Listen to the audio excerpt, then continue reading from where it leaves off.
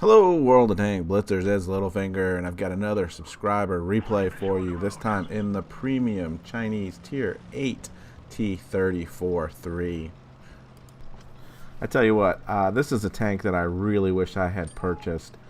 Think of this as a medium tank with a 122 millimeter gun. I've been playing the IS-2 1945, which is a Tier 7 heavy premium. It has a 122 millimeter gun as well. It does a little bit more damage per minute. This one's got a little bit slower reload time, but the aim time on this gun is 1 second, whereas on the IS-2 it's 3.08. Dispersion on this is 0.389, whereas it is 0.417. So this is a really nice gun. The only downside is the longer reload, and you saw it there, heat as your premium ammunition. Ever since the change in how the heat works, it doesn't do well on sloped surfaces. You really have to have a flat surface for heat to work, so it does limit your ability to use it. He's pulled forward here and sees an IS-3 and the RHM. The RHM has shot, so he's going to switch over to HE, get a 463 roll there. 500 is going to be your average on HE. 400 is going to be average on AP.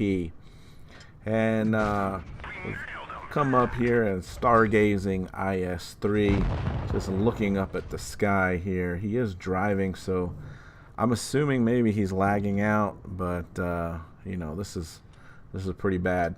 Anyway, he is going to get in another shot, and you can see this long reload time in action. If you look at the mini map, there's a line of green tanks dispersed with a couple red in the middle, and they've got one guy up in their cap. Their spawn, I should say.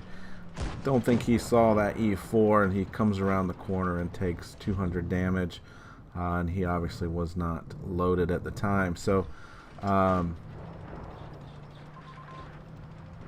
he's got most of his friendlies to the right there, and they are starting to drop like flies. Gonna do a good job there and get that IS-5 out. Another premium tank, another Russian bias tank, but anyway, so they're down a tank at this point in time, and he's just about loaded up, and he's got this great shot on the Tiger, and the Tiger does a little wiggle there, and he totally misses the shot. 3 tanks to his left now. Obviously the Tiger's a one-shot, so he's gonna load up, finish him up on the move, and instead of turning left to go up against 2 tanks, he's gonna turn to the right, and he does go around his teammate here, who is unfortunately stuck in the middle of these 3 tanks now.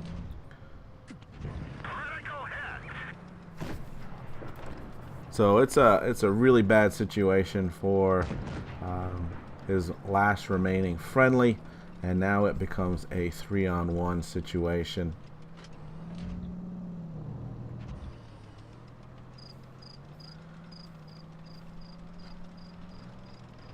Now, I've always say this, if you can get that HE into the RU for 478, and he gets a bounce off of his rear, both of those are critical to the end result on this game.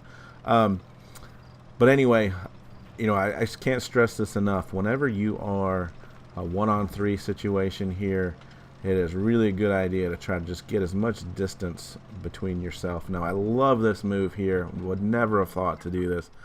But if you're the enemy red coming around this corner, you're not looking up high. You're thinking he's staying down low. So there goes the Helsing. And it allows him also to back around the corner here and finish the reload before the last guy here can get a shot into him. Now you saw he just shot, so he can take his time and aim. Catches him on fire. Look at this, 729 damage. Obviously a player with a little bit lower skill level here. He's going to use this rock for protection here. He's going to take one shot. Top of that turret is kind of a weak spot, so again, he's got the much longer load time. So if I was the enemy red, I'd have been rushing him, not just sitting here. You can see he baits a shot and goes in for the kill. Horrible angling. But what an amazing comeback there. 3-on-1. He only had half health. But this gun and how much damage it does is amazing. Look at this. 4,563 damage. 5 kill Klobanov. Ace. Just love the way this tank plays. Didn't even mention that it's got 190 millimeters of turret armor from the front, 120 on the sides, 150 in the back. I mean, the only weak spot on this tank is the actual hull itself. So if you can get hull down, you know, this is a really good tank. So I'm going to keep my eyes open for it. If it ever comes back into the store, I might just have to pick this one up. Maybe they'll even put it in a crate for us. Who knows? But anyway, guys, keep having fun out there. Stay safe. And remember, get educated, not fingered. Littlefinger out.